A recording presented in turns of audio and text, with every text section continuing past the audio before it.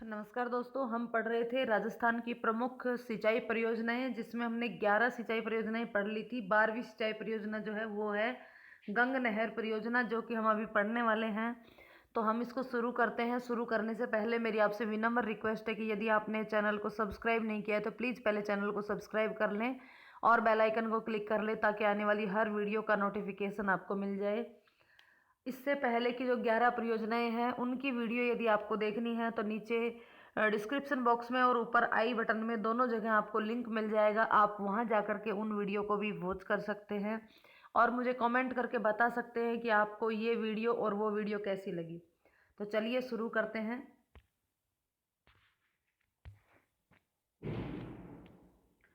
गंग नहर परियोजना।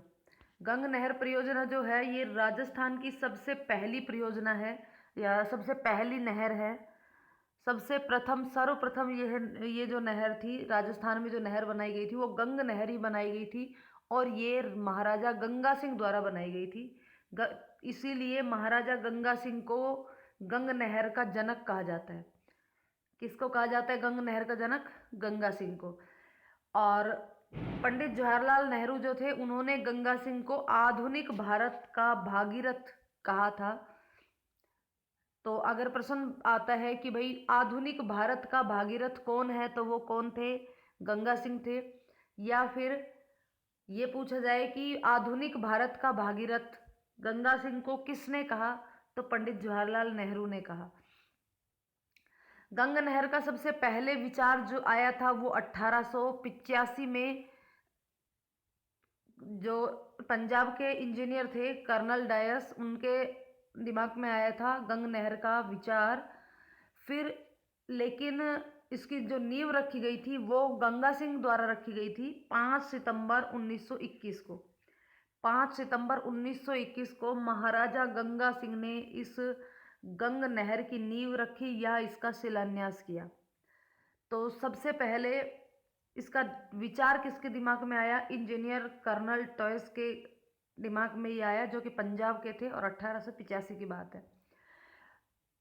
इसका जो गंग नहर के शिलान्यास या यूँ कहें कि नींव रखी वो महाराजा गंगा सिंह ने रखी और 5 सितंबर 1921 को। और महाराजा गंगा सिंह ने ही जो कंवर सेन थे, इंदिरा गांधी नहर परियोजना के जनक कंवर सेन, उनको गंग नहर का प्रारूप बनाने के लिए गंगा सिंह ने ही कहा था। गंग नहर का उद्घाटन कब किया गया? जब 21 में नींव रखी गई और 27 में इसका उद्घाटन हुआ, 26 अक्टूबर 1927 को। और ये उद्घाटन किसके द्वारा किया गया था? गंग नहर का उद्घाटन उस समय तत्कालीन जो वायसराय थे लॉर्ड इरविन, उनके द्वारा इस गंग नहर का उद्घाटन किया गया था। जिस दिन ही गंग नहर का उद्घाटन किया गया था उसी दिन वायसराय लॉर्ड इरविन ने गंगानगर नाम रखा था रामनगर का। गंगानगर का पहले नाम था रामनगर, फिर उसको बदल करके गंगानगर रख दिया गया। और किसके द्वारा रखा गया था? ये इरविन के द्वारा, लॉर्ड इरविन। गंग नहर जो है वो सबसे ज़्यादा जो लाभ पहुंचाती है वो गंगानगर जिले को पहुंचाती है। गंग नहर को ही बीकानेर नहर के नाम से भी जाना जाता है। जो गंग नहर है वो उसनी वाला पंजाब से लेकर के शिवपुर गंगानगर तक फैली हुई है। यानी कि इसका जो उद्गम स्थल है वो कहाँ से है? हुसनी वाला पंजाब से है और राजस्थान में गंगानगर के शिवपुर तक।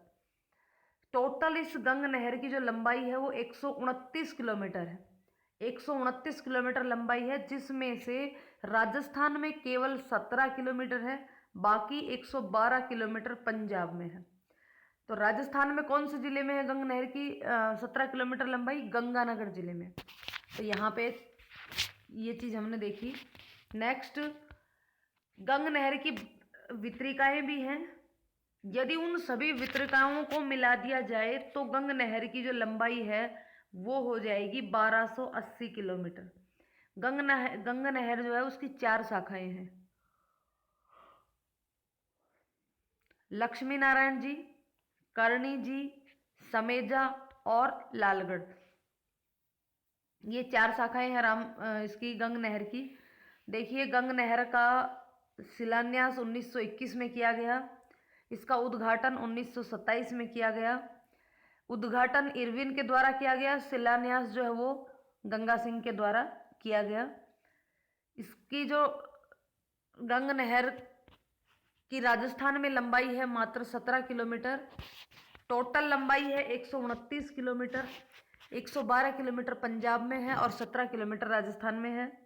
इसका उद्गम स्थान जो है वो हुसनी वाला पंजाब से है और शिवपुरी गंगानगर तक ये फैली हुई है, यानी कि 17 किलोमीटर राजस्थान के अंदर।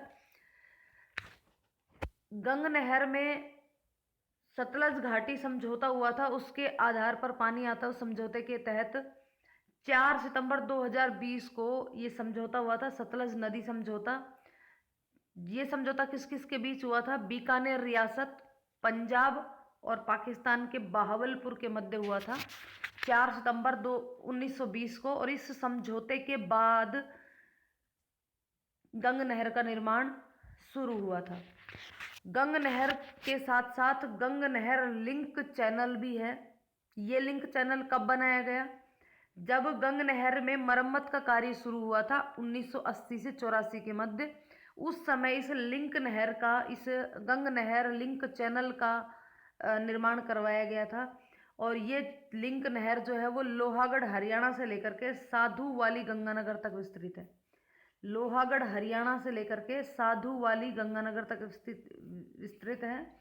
और यह लिंक इंदिरा गांधी नहर परियोजना से जुड़ा हुआ है। यहाँ पर देखिए, इधर से सतलज नदी आती है और इधर से व्यास नदी इसके अंदर मिलती है यहाँ पर। और पंजाब में यहाँ से ये गंग नहर निकलती है और ये पंजाब से होती हुई इधर ऐसे गंगानगर में प्रवेश करती है। और ये गंगानगर में कहाँ तक? शिवपुरी तक आती है। और इसकी जो यहाँ पे ये टोटल लंबाई है ये 129 है यहाँ से लेकर के और यहाँ तक की, जो कि मात्र 17 किलोमीटर ही गंगानगर में है, बाकी सारी पंजाब में है। तो इस तरीके से ये थी हमारी गंग नहर। नेक्स्ट हम पढ़ेंगे गुड़गांव नहर परियोजना। गुड़गांव नहर परियोजना निर्माण कार्य इसका 1966 में प्रारंभ किया गया था और 1985 में इसका समापन हो गया था गुड़गांव नहर का। ये जो गुड़गांव नहर है, अब देखिए गुड़गांव जो है वो हरियाणा में पड़ता है। तो ये जो परियोजना है ये राजस्थान, और अब हम पढ़ रहे हैं तो हमारे काम की होगी ये, इसलिए हम पढ़ रहे हैं, यानी कि राजस्थान का भी इसमें कुछ ना कुछ हिस्सा है। तो ये 2 राज्यों की है, राजस्थान और हरियाणा की संयुक्त परियोजना है। कौन सी? गुड़गांव नहर परियोजना। इस परियोजना का उद्गम स्थल कौन सा है? तो इस परियोजना का उद्गम स्थल है यमुना नदी और दिल्ली के पास ओखला।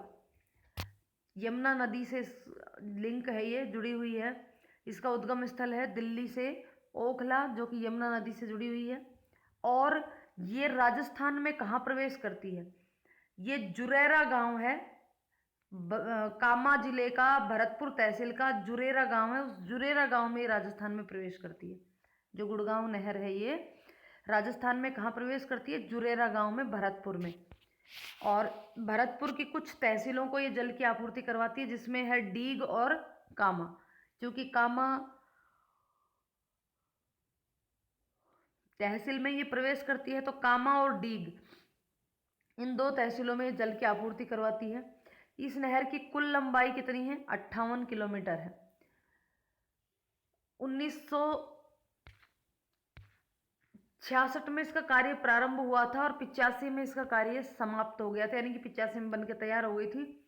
उसके बाद 1994 में राजस्थान और हरियाणा के बीच में समझौता हुआ, जिसके माध्यम से इसमें जल की आपूर्ति की जाती है। और ये जो नहर है, इस नहर से अजान बांध में पानी आता है। इस बांध से कौन सी नहर की बात हो रही है? यहाँ पे गुड़गांव नहर की बात हो रही है। और इस गुड़गांव नहर से अजान बांध में पानी आता है, जो कि और फिर ये आगे चल के ये पानी केवलादेव घना पक्षी विहार अभ्यारण्य जो है उस अभ्यारण्य में इसका पानी आगे जाता है। तो यहाँ पर हमने बात करी गुड़गांव नहर परियोजना की। अब बात करते हैं भरतपुर नहर परियोजना। ये जो भरतपुर नहर परियोजना है, गुड़गांव नहर परियोजना तो हरियाणा और राजस्थान की संयुक्त परियोजना थी। भरतपुर नहर परियोजना जो है वो राजस्थान और यूपी की संयुक्त परियोजना है, राजस्थान और उत्तर प्रदेश की। इसका निर्माण कार्य 1960 में प्रारंभ हुआ और 64 में खत्म हो गया। पश्चिमी यमुना से निकलने वाली आगरा नहर से इसका उद्गम स्थल है। यानी कि जो भरतपुर नहर है ये कहाँ से निकलती है? ये आगरा नहर से निकलती है। आगरा नहर जो कि यमुना नदी से निकलती है पश्चिमी यमुना से, और उस आगरा नहर से फिर भरतपुर नहर निकलती है। और भरतपुर नहर की जो कुल लंबाई है वो मात्र 28 किलोमीटर की ही है बस, जिसमें से 12 किलोमीटर तो राजस्थान में है और 16 किलोमीटर यूपी में है। भरतपुर नहर की जो लंबाई है उसमें 12 किलोमीटर तक तो राजस्थान में है और 16 किलोमीटर कहाँ पर है? यूपी यानी कि उत्तर प्रदेश में है। नेक्स्ट 15वां परियोजना में 15वां हम पढ़ेंगे जवाई बांध। तो पश्चिम राजस्थान में लूणी की सहायक नदी जवाई नदी है, जिसके ऊपर एरनपुरा के निकट जवाई बांध बनाया गया है। राजस्थान के पाली जिले में है ये। पश्चिमी राजस्थान में लूणी नदी की सहायक नदी है जवाई नदी, और जवाई नदी पर ही जवाई बांध बनाया हुआ है। कहाँ पर? एरनपुरा के निकट में, यानी कि पाली में, पाली राजस्थान, पश्चिम राजस्थान में। इस बांध से जोधपुर, सुमेरपुर जो कि पाली की तहसील है, और पाली शहर, इन सब को पेयजल आपूर्ति और पाली और जालौर में सिंचाई के काम में आता है। जवाई बांध पश्चिमी राजस्थान का सबसे बड़ा बांध है। पश्चिमी राजस्थान का सबसे बड़ा बांध कौन सा है? जवाई बांध है, जो कि काफ़ी जगहों को पानी पिलाता है, जिसमें जोधपुर, सुमेरपुर और पाली शहर को तो पानी की पूर्ति करता है और साथ में पाली और जालौर जिलों में सिंचाई की सुविधा उपलब्ध करवाता है। और ये कौन सी नदी पर स्थित है? जवाई नदी पर स्थित है, जो कि लूणी नदी की सहायक नदी है, और ये पश्चिम राजस्थान का सबसे बड़ा बांध है। नेक्स्ट है पांचना बांध। पांचना बांध जो है वो करौली में स्थित है।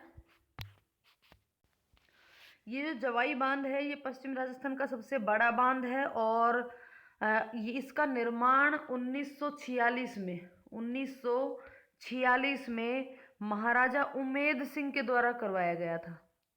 उमेद सिंह के द्वारा करवाया गया था 1946 में जवाई बांध।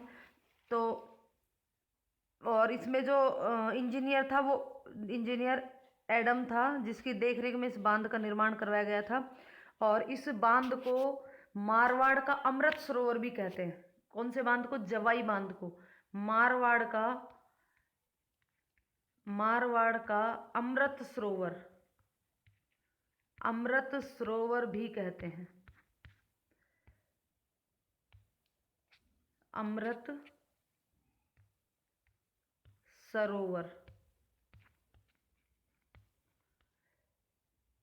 मारवाड़ का अमृत सरोवर भी इस बांध को कहते हैं। कौन से बांध की बात कर रहे हैं हम बात कर रहे हैं जवाई बांध का।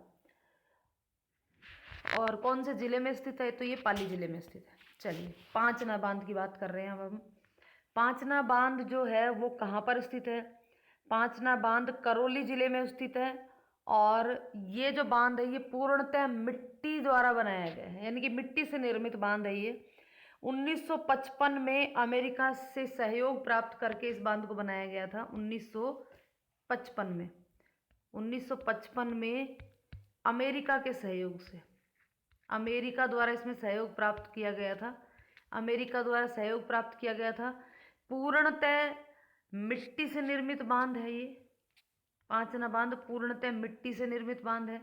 कौन से जिले में स्थित है? तो ये करौली जिले में स्थित है। करौली जिले के गुडला के समीप 5 नदियों यथा बरखेड़ा, कौन कौन सी नदियां हैं वो? बरखेड़ा, भद्रावती, माची, भैंसावट, अट्टा, इन 5 नदियों के संगम पर यह पांचना बांध बनाया गया है। पांचना परियोजना से पाली जिले की टोडा भीम नादोती, हिंडौन और सवाई माधोपुर में गंगापुर तहसील में सिंचाई सुविधा मुहैया करवाई जाती है। पांचना बांध राजस्थान का एकमात्र ऐसा बांध है जो पूर्णतः मिट्टी द्वारा बनाया गया है। मिट्टी से तो और भी बनाए हुए हैं, जैसे कि ये मोरेल बांध भी बना हुआ मिट्टी से, लेकिन पूर्णतः मिट्टी से बनाया गया बांध जो है वो पांचना बांध है। नेक्स्ट 17वां हम बांध पढ़ेंगे, मोरेल बांध। तो यह बांध जो है ये भी सिंचाई के लिए उपयुक्त है और ये लालसोट दौसा जिले के लालसोट कस्बे से 16 किलोमीटर दूर मोरेल नदी पर मिट्टी से बनाया गया बांध। मोरेल बांध जो है वो भी मिट्टी से निर्मित बांध है, दौसा में बनाया गया है और मोरेल नदी पर बनाया गया है। मोरेल नदी पर बनाया गया बांध है, मिट्टी से निर्मित बांध है। तो ये था हमारा 17वां बांध। 18वीं परियोजना जो है, नहर परियोजना जो है, सिंचाई नहर परियोजना, वो है भीखाभाई सागवाड़ा नहर। तो भारत सरकार की सिंचाई लाभ कार्यक्रम के अंतर्गत माही नदी पर साइफन का निर्माण करके भीखाभाई सागवाड़ा नहर निकाली गई। कहाँ से निकली ये नहर? ये माही नदी से निकली भीखाभाई सागवाड़ा नहर। और इस परियोजना से कौन कौन से जिले लाभान्वित हैं? तो इस परियोजना से डूंगरपुर जिले के सागवाड़ा क्षेत्र में 11,811 हेक्टेयर क्षेत्र में सिंचाई की जाती है। यानी कि डूंगरपुर जिले का सागवाड़ा क्षेत्र इस परियोजना द्वारा लाभान्वित क्षेत्र है। और इस नहर का नाम जो भीखाभाई सागवाड़ा पड़ा, तो ये जो नाम है ये भीखाभाई कौन थे? ये एक स्वतंत्रता सेनानी थे जो कि भील जाति के थे। तो इस नहर का नामकरण वागड़ के स्वतंत्रता सेनानी स्वर्गीय भीखाभाई भील के नाम पर इसका नाम भीखाभाई सागवाड़ा नहर पड़ी। सागवाड़ा क्षेत्र, ये सागवाड़ा जो है डूंगरपुर जिले का क्षेत्र है। तो सागवाड़ा तो जगह का नाम है और भीखाभाई जो है ये स्वतंत्रता सेनानी थे भीखाभाई भील, उनके नाम पर इसका नामकरण किया गया भीखाभाई सागवाड़ा। कुछ अन्य परियोजनाओं में है सोमकादर परियोजना जो कि उदयपुर की है। सावन भादो कोटा, सोमकमला अंबा डूंगरपुर पहले पढ़ चुके हम। बांकली, जालोर व पाली, अड़वाना, शाहपुरा भीलवाड़ा, पीपलड़ा लिफ्ट सिंचाई और इंदिरा लिफ्ट सिंचाई परियोजना, ये दोनों सवाई माधोपुर की। और छापी झालावाड़ की और बिलास 12, ये अन्य परियोजनाएं हैं। तो इस प्रकार से कुल हमने राजस्थान की मोस्टली सभी परियोजनाओं को हमने इसमें कवर कर लिया है। उम्मीद है आपको ये वीडियो पसंद आई होगी। यदि वीडियो पसंद आई हो तो वीडियो को लाइक और शेयर करें। और यदि आपको ये संपूर्ण PDF, ये राजस्थान की जो नदी सिंचाई परियोजना है, इसकी अगर कंप्लीट PDF सारी की सारी 17 परियोजनाएं हमने पढ़ी थी, 17 की 17 की यदि PDF चाहिए तो जिस नाम से ये चैनल है उसी नाम से टेलीग्राम पर भी एक चैनल है, उस चैनल को आप ज्वाइन कर सकते हो और वहाँ से आप इस PDF को प्राप्त कर सकते हो। तो कमेंट करके मुझे बताइएगा कि कितने लोगों को वो चैनल मिल गया और आपको ये PDF जिनको चाहिए वो कमेंट करके बताइएगा, ताकि मैं उस चैनल पर ये PDF डाल सकूं। तो वीडियो को अंत तक देखने के लिए धन्यवाद। यदि आपने चैनल को सब्सक्राइब नहीं किया है तो प्लीज़ मेरी आपसे रिक्वेस्ट है कि प्लीज़ चैनल को सब्सक्राइब कर लीजिएगा और बेल आइकन को भी दबा दीजिएगा, ताकि आने वाली और अन्य इम्पोर्टेंट वीडियोज़ जो हैं उनका लिंक आप तक पहुँच जाए। धन्यवाद।